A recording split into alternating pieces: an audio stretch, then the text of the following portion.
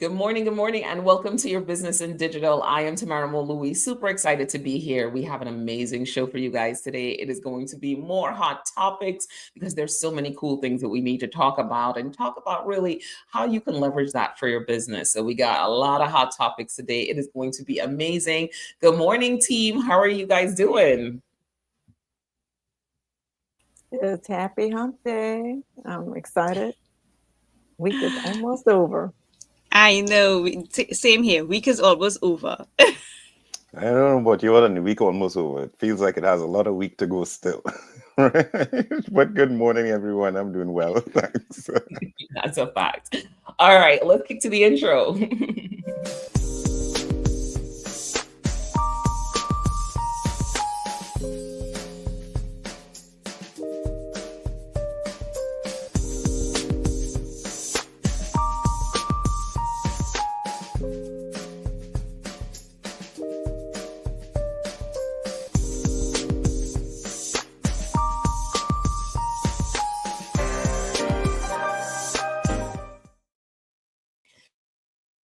Good morning. Good morning. Welcome to Your Business in Digital. This is the show where we talk to you about your business and digital and how you could really leverage digital marketing to grow your business and take it to the next level. My team here, we bring together a true small business, right? We have finance in the building with Ms. Andrea Ragu, who is always talking to us about how do you really think about finance and digital marketing and making sure that you're looking at your costs, all the things that matter in the business, right? We have Ms. Michelle Gordon Mhm. in the building who talks to us about pricing, sales, making sure that you are pricing yourself in the right way, making sure that you're leveraging digital to Mhm. get in those marketing assisted leads. Of course, we have in the building Mr. Michael Wilshire, who talks operations process. How do we actually get this stuff done? And I'm here to you to talk about strategy, digital marketing, how to be effective with it. We want you to hear, you want you to go back to your CFO and say, hey, digital helped me increase my revenue by 10%, by 20% year over year. So that's why we're having this conversation. So let me tell you how you can connect with us. We want you to connect with us everywhere we are, but depending on the platform of your choice, check us out on YouTube, check us out on LinkedIn. We are live in those spaces. We're live on Facebook, we're live on Instagram, but you can also check us out where podcasts are found. So tell a business executive about this show, tell a business owner about this show, tell a CMO, tell a CFO. Everybody needs to know about this show because we help you connect those dots from digital marketing back to money in the bank, because that's what's important. Again, we want to have you say, digital helped me increase my revenue by 10%, by 20% year over year. All right, that's the intro. All right, so we are rocking and rolling.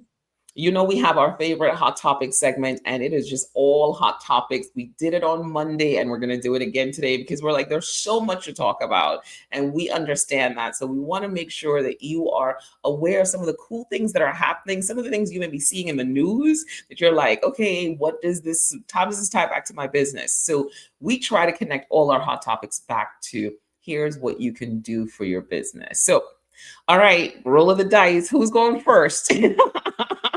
Go for it, Michael. You were behind the scenes last week or Monday, I should say. So go for it. I think I yours is. was, I'm I excited. was, I I'm was, excited to two hear places at this the one. same time. So, And wait, we're twinning today.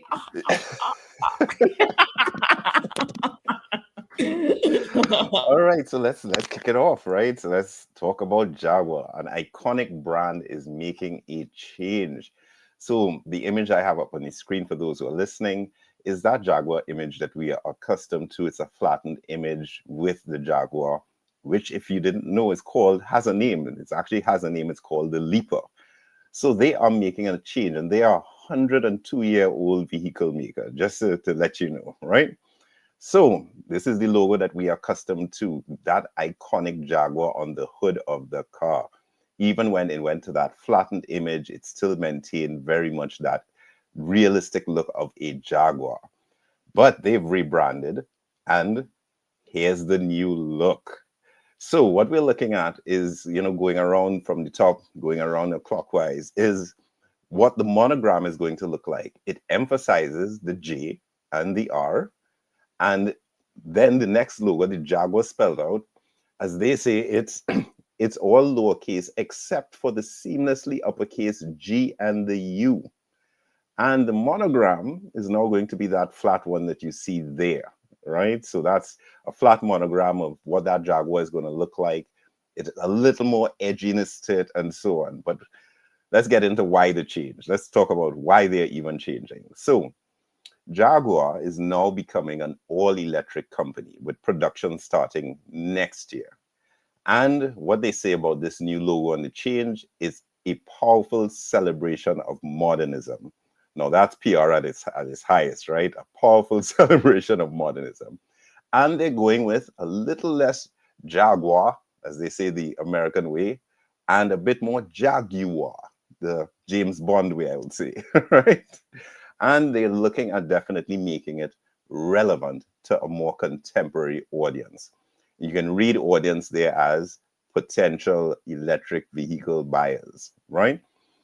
And what does it mean for us as small businesses to take away from this? When should you be thinking about rebranding? Now, there is a point where you might feel that your brand feels outdated, the styles that you used and incorporated. You may also feel that it no longer represents your business. A lot of times we make that shift from entrepreneur to small business to new business to ongoing business. And in that whole cycle, your business offering, your service offering may have changed. So you may be thinking of a rebrand in that sense.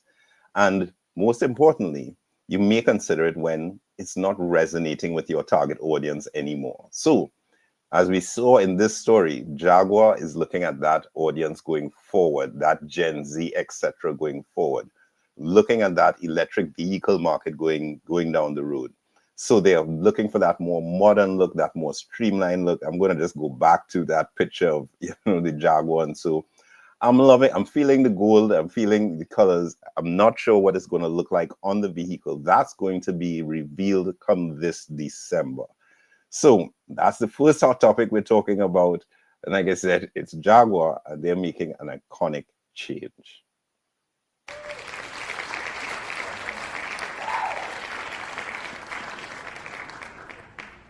Huh. we were all like,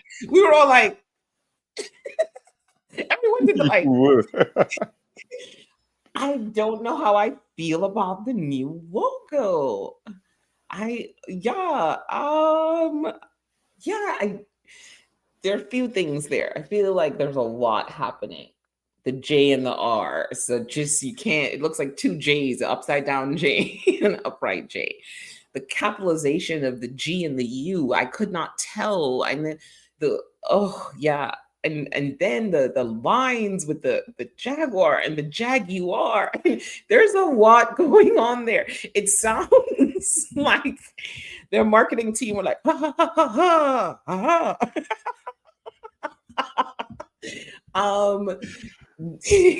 You're not wrong. I just want to give the audience a joke. Okay. That when I found the article and I finally got to that image of the new one and they explained the monogram, the J and the R, my head did a little bit of spinning to see it, right? It was like, okay, I see a J, but where's the R?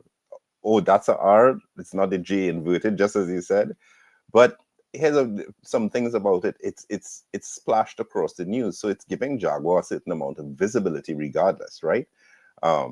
But yes, there are some things about the new logo that, yes, I was interested. I had about maybe 100 questions popped into my head for you, Tamara, going back to your design days. Like, are you getting that capitalized G? Are you getting that capitalized U? To me, it's just written out, right? It just looks like it's all capital, right? So let's go around the room. Andrea, Michelle, chime in. There's so much to unpack here. There's just so much to see. So I get the need for it. I mean, 102 years old. Yes, it's very dated. I could see the dated part of it, right? It's dated, and I could see that they're probably not touching this new audience with the existing brand, right? I could see that because I as a person in this era, Jaguar is not really in my sphere. It's not something I even think about. So it'd be interesting. So what is interesting for me to see is what will happen coming out after this marketing blitz. What are they actually offering to that audience? You know, you're going to electric, but does that affect your price? Does that mean you're trying to be more relatable to to our audience? What does that mean coming out from that? It's one thing to change your logo, but are you still targeting the same people? Yes, the electric vehicle is one thing, but are you still targeting the same people? You know, so as a CFO, that's what my head went to. Well, you know, what are we going to offer to these new people? Or are we still going to offer our level of exclusivity with the brand and still have the same price point, but with an electric vehicle? What does it feel? What is Jaguar going to feel like after? Are they going to change that? Or are they going to? Yeah, there's just so much to unpack. This is an interesting question, because I don't know if you all have seen, if anybody out there have seen, but car manufacturers that are going into electric are going to struggle, right? The biggest example I can give is Mustang, right? And their electric vehicles coming out, and they seem to be absolutely struggling in the marketing department to say, well, why is this? You know, Mustang was that muscle car, Muscle right? vehicle. It was a known muscle for car. that roar, that engine sound, and now you're going to no sound. So it's been interesting on the whole to see how manufacturers are even, you know, doing the ads now to represent their electric vehicles. There's always some weird spacey sound in the background which the car doesn't actually make, right? So these are things that, yes, Jaguar is definitely going to be out front and doing an absolute repositioning, given that their entire lineup is going to be electric. Michelle, thoughts?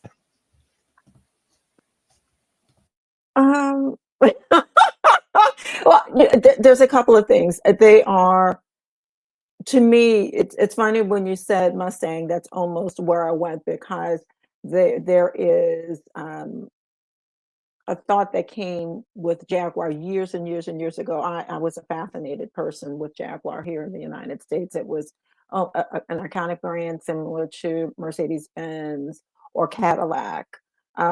Those, and when you think Jaguar, there was always a very sleek, long car that was associated with it, and those images. But I also do understand where they're going. As Andrea said, as time has evolved, there was also a demographic that you mentally attached to it, and it was typically an older person who has been, I guess, more refined or in a specific um, financial status to accommodate it, that they're still trying to accommodate the financial status, but a younger dynamic for longevity for the brand, that's mature but not, forgive me when I say this, elderly. Um, where you go, so they're trying to market to this, and we all know that when they roll things out, before they roll this out, they've spent a lot of money testing this. They've had test audiences that they've stress tested this with before they've rolled this out. The internal conversations on whether or not it was exactly the best one or the one that they wanted in the long run, I think would be interesting. But I will also submit to you, Mercedes-Benz went through this a couple of times. And we're accustomed to the Mercedes-Benz logo, and that has remained somewhat the same, and something similar that you understand, similar to where we still see the Jaguar, but it's just on a different surface. But the Mercedes-Benz that we see was Benz at one point. It was Mercedes at one point.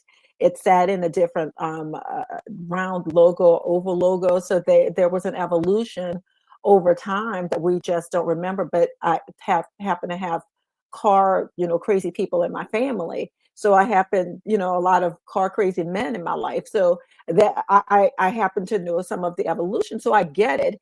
And in a couple of years, we won't even remember the prior logo. We won't even remember it. And in the fashion world, there's actually one that's close to us, that Yves Saint Laurent, the YSL, they've evolved to Saint Laurent for the same type of reason. And that there was a whole crazy uproar in the industry about Saint Laurent versus YSL, and what does that now mean for the logo and where they're going with it. And there's almost been a separation of, this is vintage car, like vintage Mercedes-Benz, vintage Jaguar.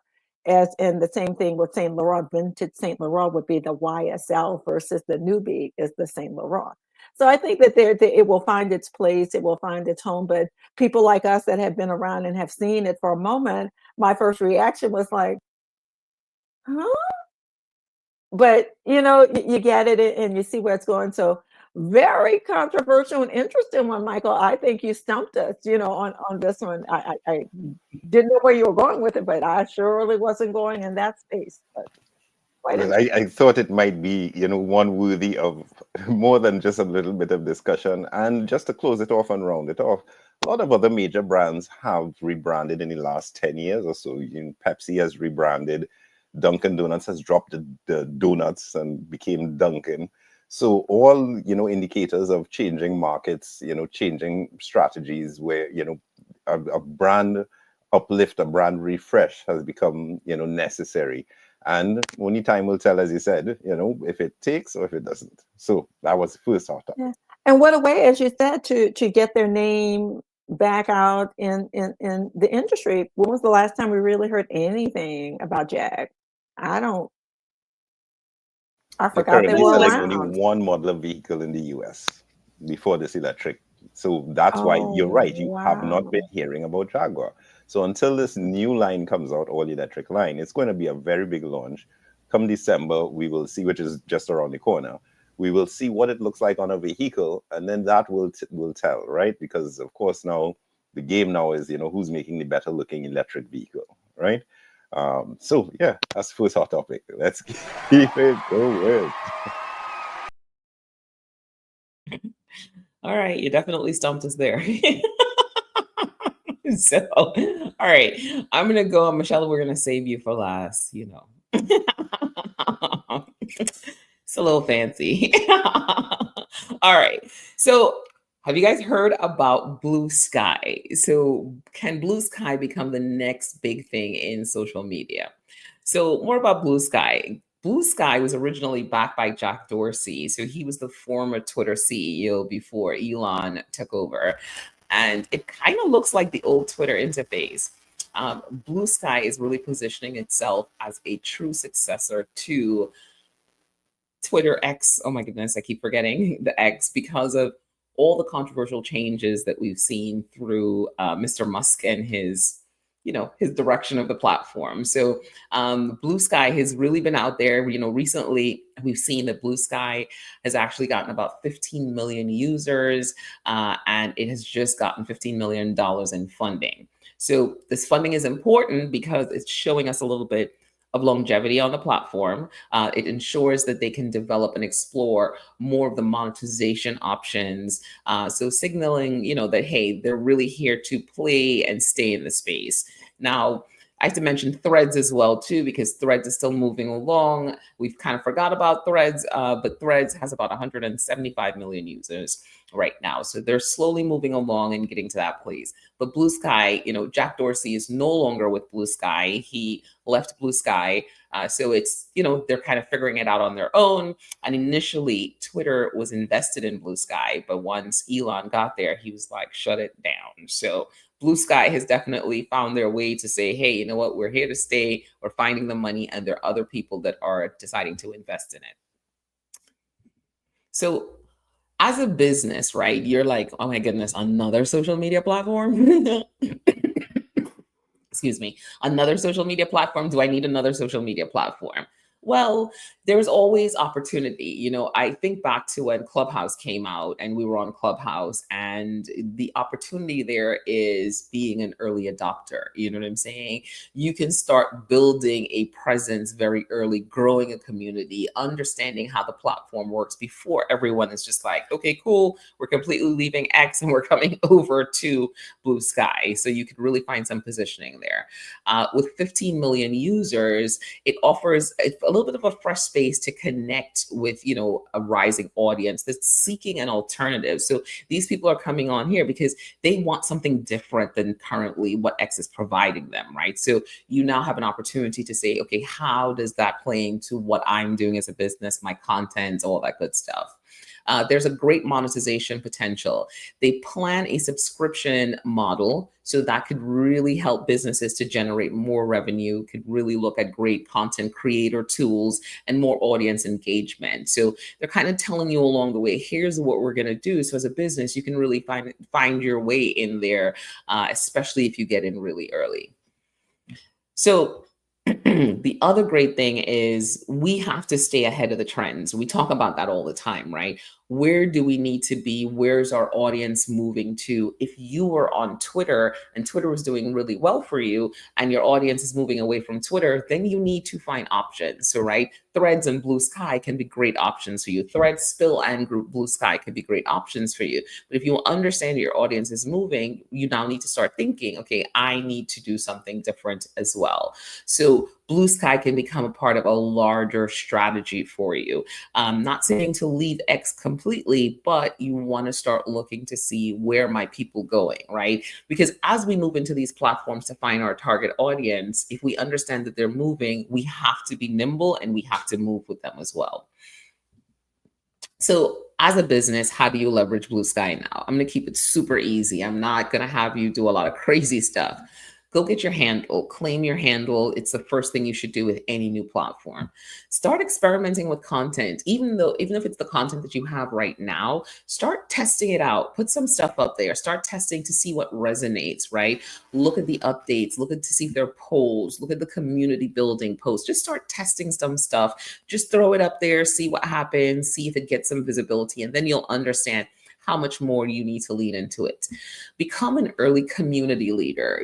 That's something that we leverage on Clubhouse a lot, becoming an early community leader that led us to build another audience, right? So engage in those niche conversations that are relevant to your industry to establish that elusive thought leadership or subject matter expertise and really start building those connections. Blue Sky, I think, has great potential, great opportunity for your business, but I don't want you to think about it as, oh, here's another thing. Social media is consistently evolving. And as a business owner, you really need to understand where the spaces I should play in, what's new.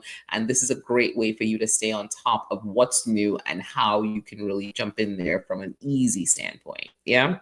So that's all, folks. What do you think about Blue Sky? Okay, I jumped in.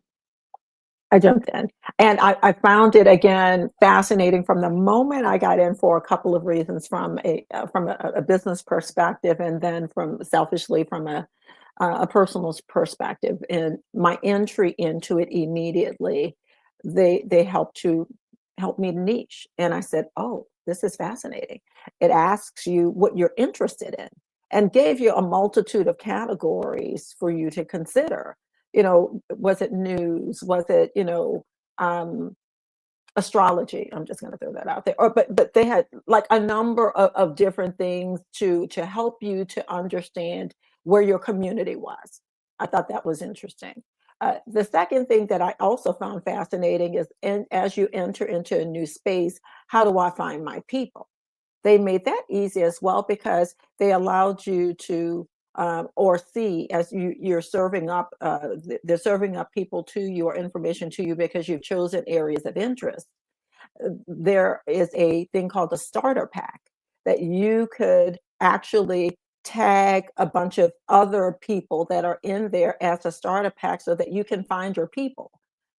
Fascinating to me, because that's a warm introduction to people that that are like-minded, that fit within your community, that you're comfortable in, without the big trial and error. Like, I like this person, I like them, and they're associated with a bunch of these people. Let me look at their page, let me look at their content to see if I'm going into it. Helped with the qualification process. Swipe left, I'm saying swipe left, but to make things move a little faster through.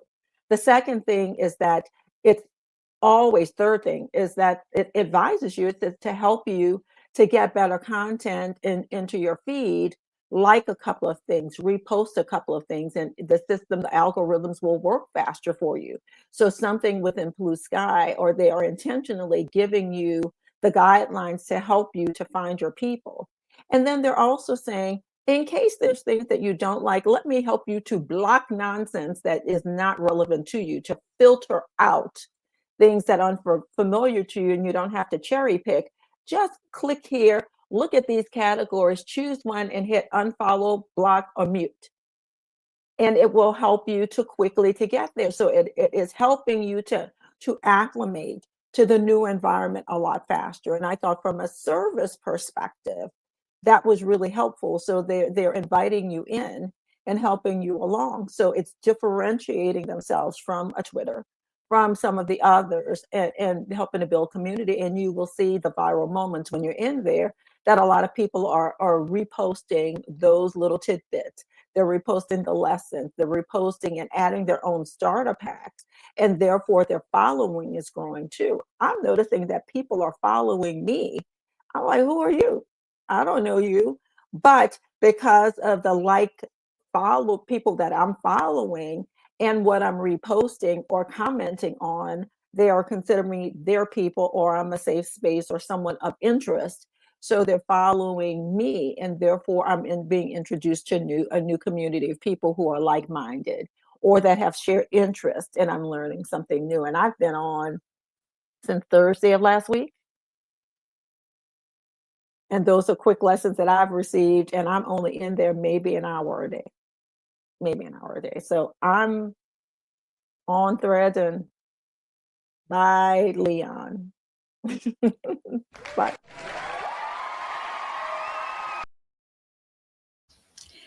Listening to the hot topic and listening to how Michelle described, her experience.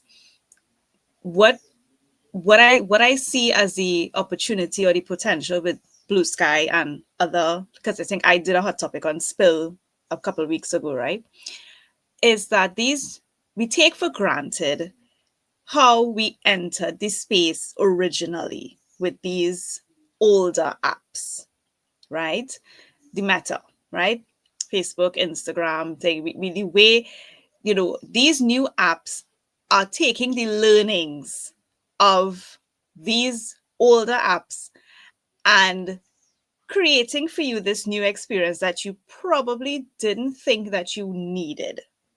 So I like how Michelle described it when they talked about the tagging of people. So the ability to very early on decide who you want to hear from, as opposed to the original apps that they kind of created it for you based on what you interacted with.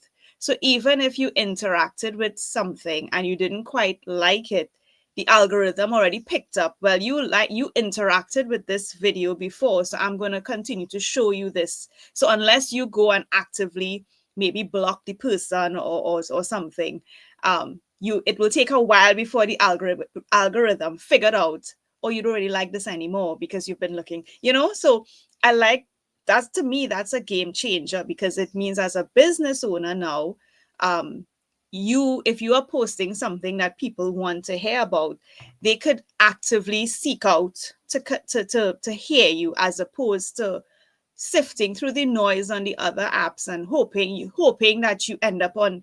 You have to hope as a business owner that you end up on their For You page, right? Right. So I just find that very fascinating, that the way she talks about it. I was thinking back to my own, when I created my Facebook account eons ago, more than 2 digits ago, right? To a number that is like really old. I don't remember.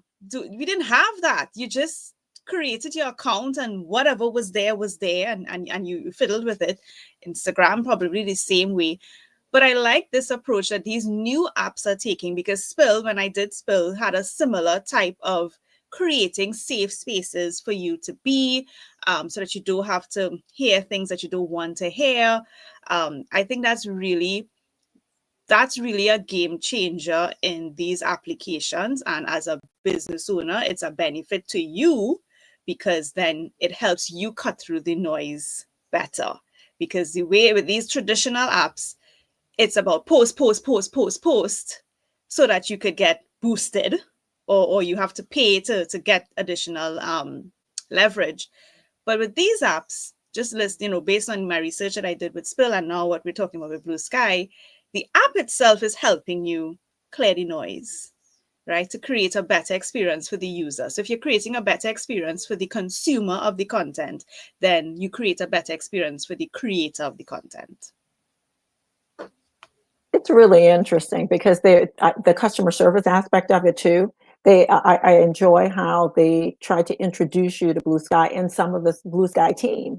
They have a marketing effort somewhere behind the scene that keeps delivering things to your page that gives you an idea of things like, if you clicked an interest that's really not what you want, here's how you can change that. Here's how you can modify it, because I did that too. I clicked a couple of things, and then as it was delivering it into my feed, I was like, oh yeah, no, that's not what I intended. And they're saying, here's who's behind and what our purpose is.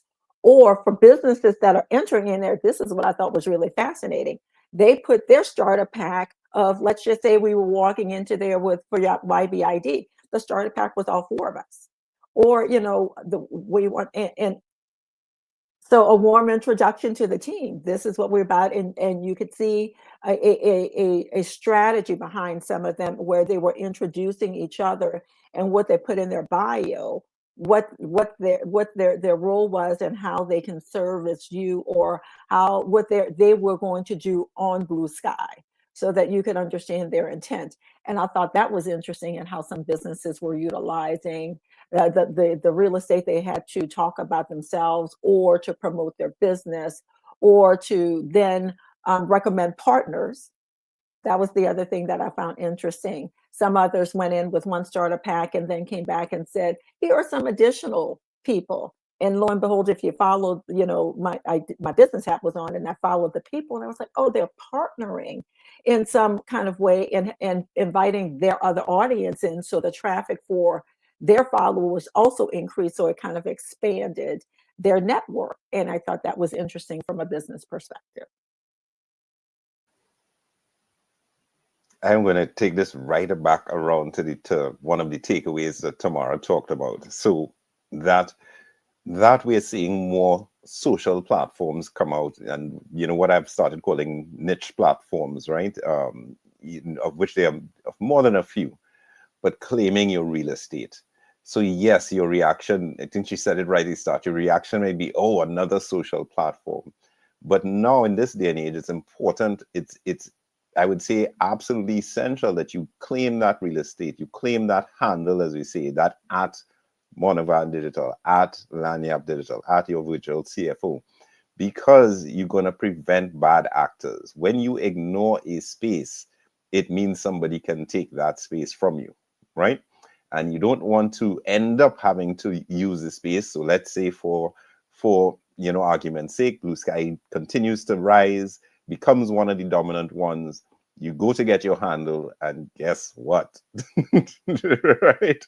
So claiming handles on these platforms is not necessarily indicative that you need to go and now start marketing on the platform, but it definitely insulates you. And you can consider just putting up that one informative piece of information about your business and drive them back to wherever you are solidly marketing. So I think that's my takeaway, because as I say, I think this year we've seen a number of apps, new apps launch, and they all fall under social media marketing. So claiming that handle, I don't want to underscore that point, that it's very essential in this day and age to prevent bad actors representing your brand. Funny that you say that, Michael, because it was interesting in the consistency sake too. If you omni-channel strategy or presence is what we've talked about as far as branding is concerned. And I remember as I was trying to find the same people from Twitter, because they're Twitter still to me, not X. How do you move, is that your handle in this space? Is your visual still the same, so that I understand? And many people are going out of their way to ensure that you understand, this is my handle on Blue Sky, on Twitter, on Instagram, in YouTube. Like, they were literally naming the places to say, I'm also in those spaces as well, under the same name, or whatever it is. And they're either, a couple of people have gone on and posted a video with the information, or literally putting it in a comment or in the bio, which Blue Sky does allow. Another thing where they're saying they're a bit inclusive and basically saying, yeah, I know they're out there, but I'm better or I'm good, and I'm not worried about you putting that information in this space. So I thought that was interesting as well. All right. Well, Blue Sky. Go for it, Andrea. You're going to do something. So what Michael was saying with the handles, right? Because as you guys remember, earlier this year, I had my own drama with people trying to take my handle, and eventually it got resolved after months. But I think that consistency throughout all your platforms helps to establish your legitimacy, right? So your virtual, in my case, your virtual CFO in all the places, that's the brand, instead of your virtual CFO here and then my name here and then something else there. So I just as a point to business owners that establish that real estate and own the name and own the brand, because then when scammers come along now, you have that legitimacy to say, hey, I've on all these platforms, I am that person. So you can't come now on one of these platforms to try to to try to take my identity when I've already established myself. I've been here before and I've established myself, because I think that's what helped eventually get my issue resolved, being able to demonstrate. Eventually I was asked to produce copies of my identification. You could see that my account was created, long before, these type of things. They eventually followed me to another platform as well. I'm dealing with them again on another platform. That's a whole other story. But I figure out what they're doing now, and they actually targeted a colleague of mine as well. She's battling the same drama as well, but she because she's more finance and investments, I think she's getting hurt a lot more than I was, because my audience immediately recognized, oh, Andrea will never ask you for money. She'll never ask you to send money anywhere. But in her case, I think because of how she speaks about finance, she gets speaks about investments. I think they targeted her. But own your name. And as you point out, how Michael said, in all these spaces, I think it's very valuable to own your name. I'm actually taking a mental note for me to go look, where else do I not have your virtual CFO? And maybe I need to go grab the handle in all these other spaces, right? Because by itself, CFO virtual, it's not a unique word. So more than likely it's probably already taken. I just need to make sure I could get my version of it. So yeah, get your name, people.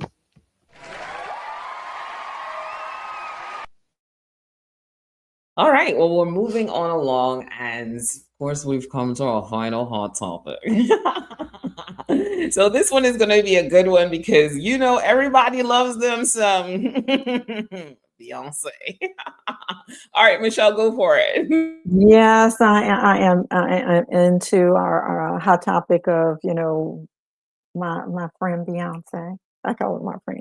She ain't my friend. She don't know me, but my friend Beyonce. But something happened recently this week in local news here in the United States, where Beyonce announced that she would be the halftime show entertainment for the National Football League's game in Houston, Texas. There's a game on Christmas Day with the Houston, Texas. Her hometown is Houston, Texas, and they have a football team called the Houston Texans against the Baltimore Ravens.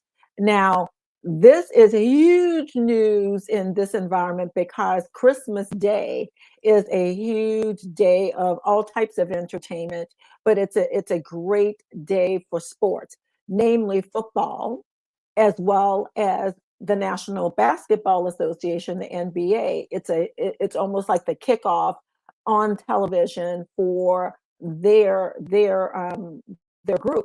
So her coming in and saying, yeah, I'm going to come on Christmas Day and I'm going to be the entertainment, was absolutely a disruptor and a change, because we typically here only see that type of entertainment for the Super Bowl, the very final, well, second to final game for professional football. And so this has turned everything upside down and on its head. What's so interesting about this is the partnership, and in an interesting way that, one, her husband, Jay-Z, has a lot to do with the NFL and the Super Bowl entertainment for the last, I think, 4 or 5 years. He is one of the I call directors, or the people that's instrumental in bringing the talent for Super Bowl, as quiet as it has been kept. But when you start connecting the dots, it seems like a logical place. But then it's also very interesting because on television, the NFL has been encountering viewership concerns. So this is a way to help to boost viewership and to pull the attention back to watching TV and watching football, and specifically that specific game, and making an event. Two, what's really interesting is that from a disruptor respect, who would have ever thought that Beyonce would be doing this on Christmas Day? It's significant because it's not been done before in the history of NFL. It's only been a Super Bowl thing, as I mentioned, and not for its lifetime of NFL. This started happening, I believe, in the mid '80s, where they brought Michael Jackson in at that time to help once again to boost the ratings, because it was declining at that point. So they wanted a burst of energy and bringing back in. So they brought Michael Jackson in, and this was another move. Competitively, I thought it was really interesting because it draws the attention away from the typical things that you might watch, like a nostalgic Christmas TV show or a movie. It is a big movie day here in the United States. People go out and go to the movies, or as I mentioned, NFL has a day full of games that are across varying networks now. It's not just on one TV network. It's across multiple things: Netflix, Amazon, as well as regular TV. And also NBA has games throughout the day as well. So there was always some competing factor.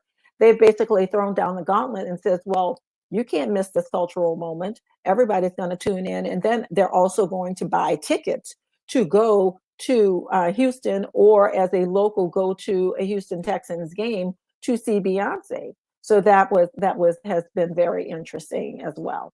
Now, and the last two, I think, to really hone in on why this partnership and why it's important for the NFL, they are trying to attract a female audience, and a female audience of a certain age, a younger age. It tends to be men of all ages, but women of, when they bring it in, those that are like me in my house with a man or a partner that's highly interested in sports. I mean, it's been part of my life forever, because every man in my world has been very attached to football. So football is on all the time, every day in this place. But then it shows for Beyonce, she's trying to associate herself in a different way, and then show her homegirl, her at-home loyalty to Houston by bringing that attention to her home city, her state, and showing community building. It has been said that every time Beyonce goes into an area,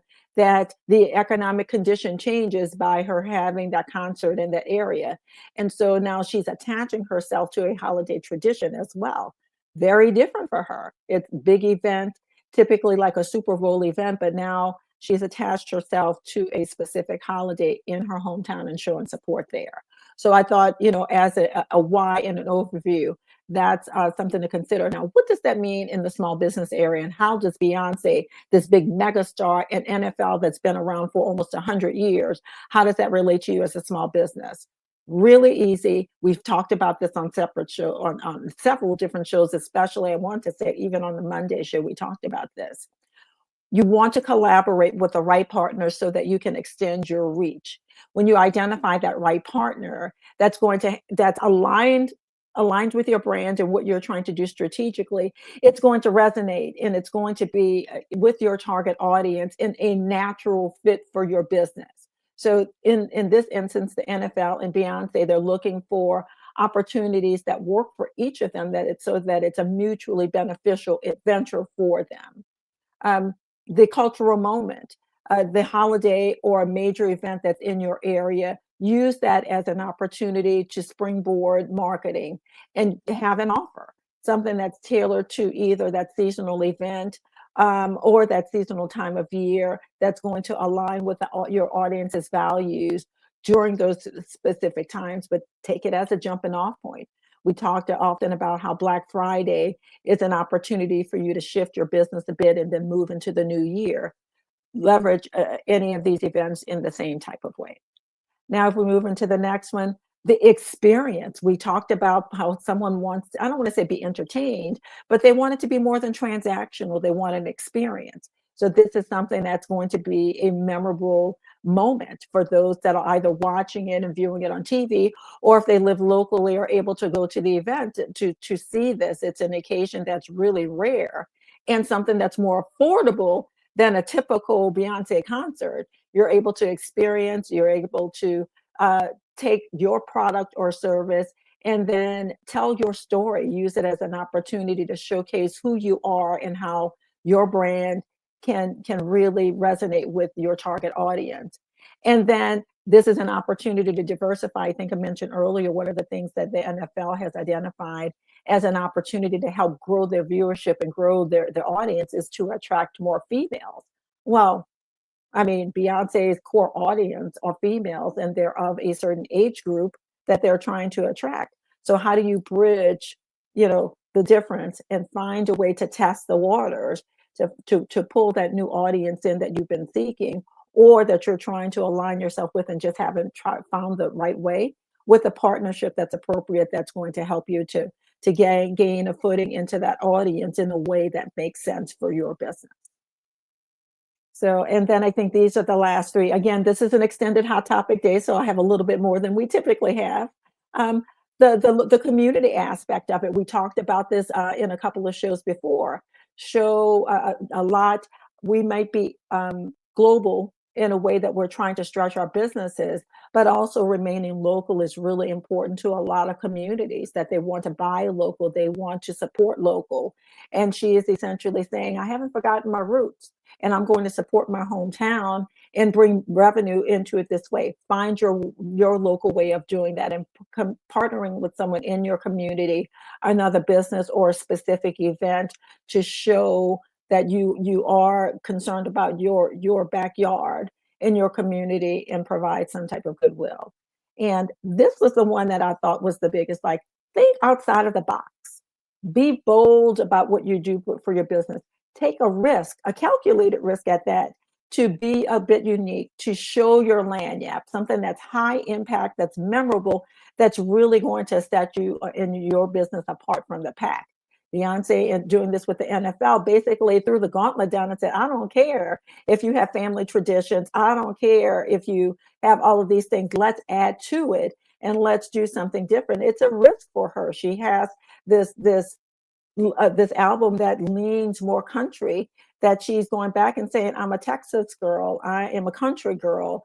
Let me show you who I am, and let me put Houston on the global map as well in a different way that you've not seen it before. So take a chance, but a calculated risk for your business. And then again, find a way to collaborate and inspire. It's a mini blueprint for what business, regardless of your size. You don't have to be a mega brand and a mega business, but you can be a big fish in a very small pond in your own way to elevate your brand and connect to your audience in a different way that you had not thought about before, if you choose to take a chance in an interesting way. All right, team, that is.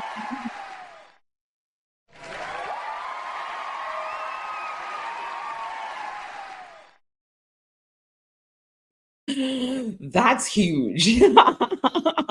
I mean, just thinking about Christmas Day, it's just like they get an opportunity to really, steal the competition. So number one, it's that one game is going to get a lot of visibility. Number two, NBA, NBA who? I'm just joking, NBA fans, just joking. I'm like, do not come for us in the comments. But yeah, it's a huge opportunity. And then, you're right. It's and I guess this was happening with Taylor Swift earlier on, while it was happening during the season with her relationship and she's showing up. And then, a lot of, Gen Zers, millennials watching the game. So that's the other thing too, right? So some people will remain, but, I guess the question that comes up for me is, am I going to stay or am I just there to see Beyonce? And that spike, does that then translate over time that, what percentage of women are going to stay who came to see Beyonce, right? Is it a small percentage? Is there value there? Or is it just this big spike that matters? And then kind of moves the needle forward. So I like the idea of it, but I want to understand long term. I'm sure in the initial they'll see ticket sales up, blah, blah, blah. But what happens, what's the next big thing, right? And the next big thing, of course, is the Super Bowl. And then, of course, I did not realize Jay-Z was a part of pulling together the talent. Just saying. He was just like, charity begins at home. Okay. He was just like, we're going to do this. He's like, I know somebody. All right. I think I know this girl from Houston. So that in itself is awesome. But I think the opportunity for Houston itself is really great, right? The local businesses, what's going to happen there, the people that are going to go, not being able to afford maybe a Beyonce concert, but being able to see her at a halftime show, if this was not going to be a sold out event. So the money that will be made in the short run is going to be interesting. I'm interested to see the audience that they keep in the long run. And then is this something that starts happening within regular games as well, too, right? Because now does that open the door for that? Because to say, hey, come watch, you'll get good entertainment, right? And then along the way, I may pick up parts of the sport. Okay, cool. That's a touchdown. That's a blah, blah, blah. That's a fumble. I understand certain terms, but maybe I learn a little bit more about the game and just, Michael, don't laugh at me throwing out random terms. Yeah, I forgot to say too, and then I pass it on to Andrea and Michael. One of the other things that has been a viral moment. They literally introduced this maybe 2 days ago on social media. It's become a viral moment also on her Cowboy Carter album. She had a lot of collaborations. So there's a lot of talk on, is she bringing out a special guest? Is it Willie Nelson? Is it Post Malone? Could it be Miley Cyrus? What's her song play going to be? Which one of the songs? Let's put the right order together. Are we going to put outfits together? What's our outfits? So there are also now searches. There's searches now that's helping small businesses to say, are we going to have our sparkly cowboy hat? Are there going to be things? So they're already talking about how other small businesses, just like when she was on a different tour, are now buying things that's helping to boost small business in their activity right before the holiday season. So I thought that was a really interesting viral moment as well. So I like what Tamara was saying and what Michelle was saying about how you're trying to get the audience, right? I could say personally, I watch a lot of cricket. But the reason why I watch cricket is because my husband watches cricket. No, not that I don't like the sport. It's a sport that's very popular here in the Caribbean. That's for us. That's our, what you guys call NFL. That's for us is the Mecca, right? Football and cricket and football. And you're right. I watch it because he watches it. Now, is there something in it specifically for me? Maybe not. They have women's leagues and stuff. So usually when he watches the big major game, they'll usually have a women's game to go, a women's tournament on the side to go with it. But I like the idea of trying to get the audience. But I'm with Tamara in terms of, okay, but what's the longevity of it though? Right? Because if I was not watching cricket at all, if I wasn't, and you tell me that in the halftime show you have somebody, I'll just come for the person. And I may not necessarily become a fan. So I think to me, it has to work twofold. Yes, you have to have the entertainment, but then are you going to have other campaigns that probably teach new people about the game?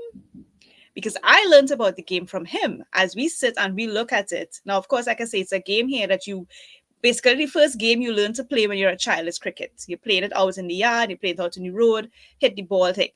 So, but the technical aspects, he usually explains it to me when we're looking at it, and he'll explain what the calls are, he'll explain what the umpire is saying. Okay, great. But if I didn't have that, I probably won't stay connected to the games. I think that's the piece. So you could bring her in and you could get that spike, but then how do you now convert me to a fan of the sport itself so that I will come whether she's there or not? You know what? I love that. I think we need to add the learning pack from Blue Sky. It started right. It started pack. Right. Let's start it from Blue Sky, where it's just like, okay, great. Here's your NFL starter pack. You know, you get your cute outfit, this, that, the other. And here's what this means. And here's what a tight end really is. Right? So it's all those things that you. So I love how he's connect the starter pack. They need an NFL starter pack for the new audience. They need a starter pack for your new audience, because I could tell you, I've tried to watch a game and I got lost. After 5 minutes, I was like, I can't watch this. I was like, I don't understand. There's a bunch of people just driving into each other and thing, and after 2 seconds, it's stopped, and then somebody says scrimmage, and it was too much. I was like, listen, this is not for me. But if you had somebody really interesting in the halftime show, I would just probably come just to see the show. And like you say, it's a cheap way to see your favorite performer. If your favorite performer is Beyonce, you can't usually afford her ticket. She's going to give you maybe a half an hour segment that you could get for half the price. You just have to sit through a football game for it. But but at the end of the day, you can take the pictures the same way. Hey, I saw Beyonce live. But what happens after? That's my thing. What happens after? Oh, I am dying in the background here. All, vicarious sports people, not directly, watchers. But my takeaways from this story, first and foremost, is that disruptor effect, right? I imagine that this presents a new opportunity for the NFL to increase their ad revenue at Christmas time, period. Right? So forget whether they create new customers, new fans, etc. They just created a new period in which their ad revenue they can now budget for a higher ad revenue. As well, for our business community listening, this is a time of year where there are typically a lot of events. And it would be worth your while. It shows that it's worth your while to look at those events from your business perspective and how it shows your engagement with the wider community. And go further than just looking up what the sponsorship package is. Get creative, have a strategy, and say, I'm going to get this amount of visibility over the holiday period because I'm going to do this with this event, but I'm going to pitch them doing something very new, very different. Don't be afraid to, step out of the box, as they say. So those are the points that I absolutely would take from this as a small business. There are always those events happening this season. See which ones you can piggyback on, partner with, etc., and see where you can, make a more dynamic sponsorship package that elevates your brand, elevates your business, and yes, doesn't make you a vicarious sports watcher, sports fan. I mean, if nothing else, Michael, I could see their cash flow being very healthy. They get a little bump in cash flow for the season because they get, so if nothing else from a finance perspective, I could see that. But it's and a small business could take away that lesson for this time of year to create that bump.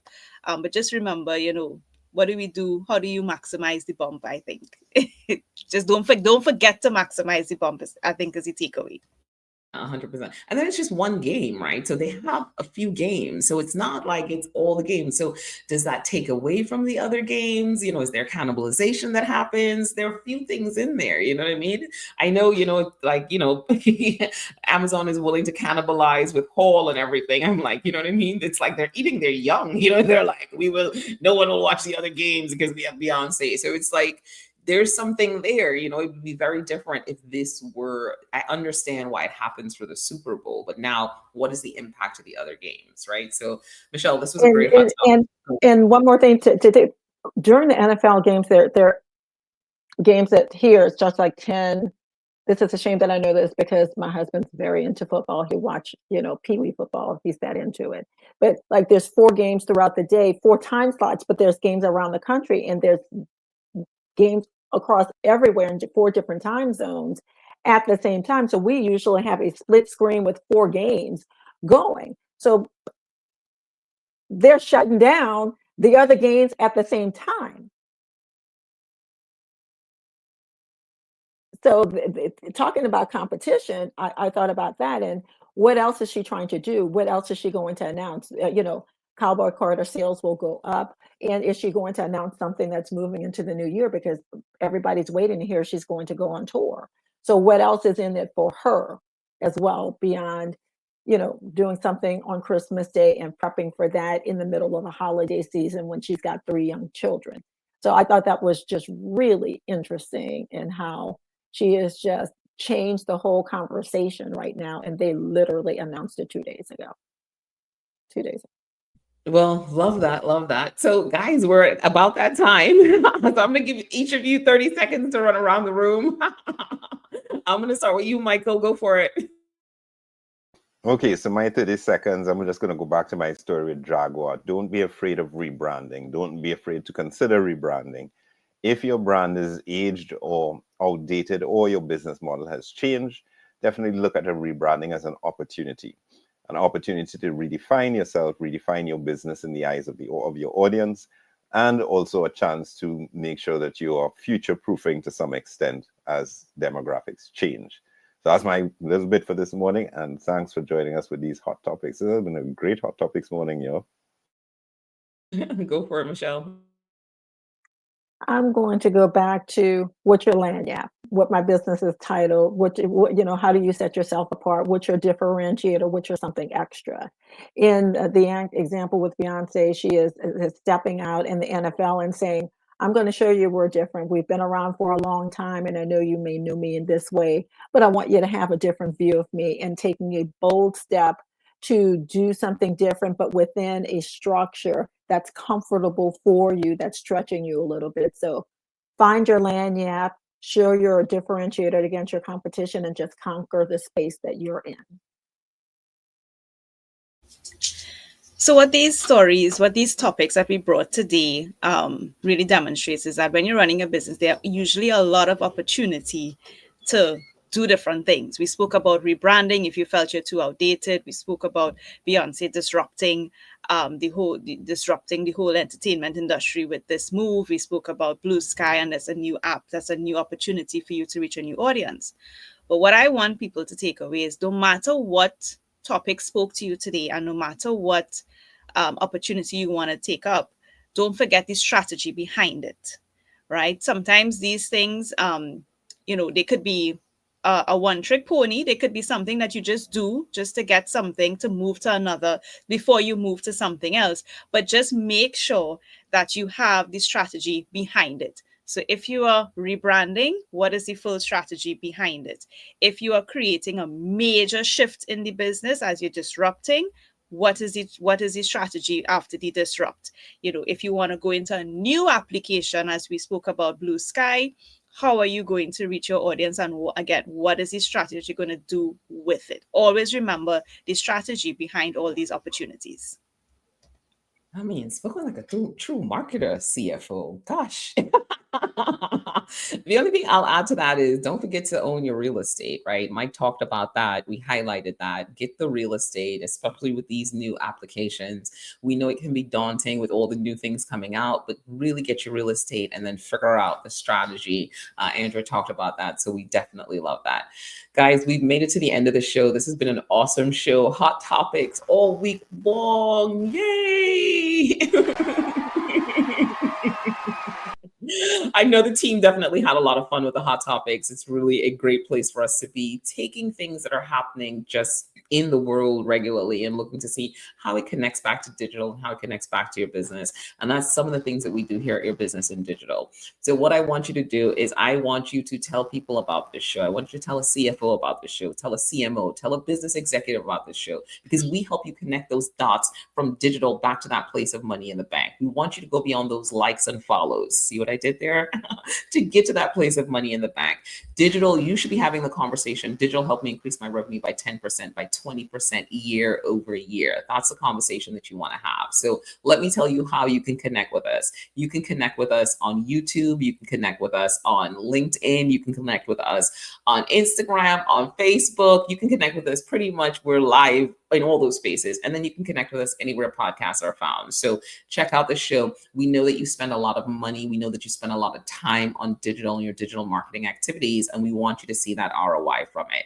Have an amazing, amazing day. We will talk to you very soon. See you guys next week. Take care.